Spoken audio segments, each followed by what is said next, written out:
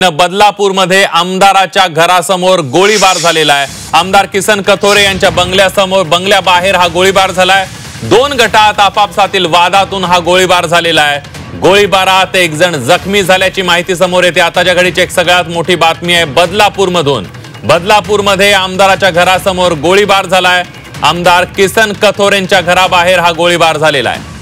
अधिक माहितीसाठी जाऊया, चंद्रशेखर भुयार आपले प्रतिनिधी आपल्या सोबत आहेत। चंद्रशेखर, आज दुपारच्या सुमारास हा अल्ताफ शेख हा तरुण आहे, हा आमदार किसन कथोरे यांच्या घरासमोरून जो बोराडपाडा रोड जातो त्या बोराडपाडा रोडवर उभा होता।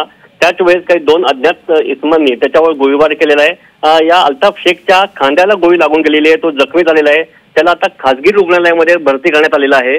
मात्र हा अल्ताफ शेख होता हा गुन्हेगारी पार्श्वभूमीचा होता, तसंच जे काही त्यांनी गोळीबार केला तेही गुन्हेगारी पार्श्वभूमीचे असल्याचं बोललं जात आहे।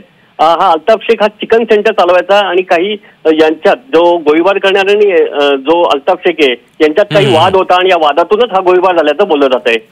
अगदी धन्यवाद चंद्रशेखर दिलेल्या सविस्तर माहितीबद्दल।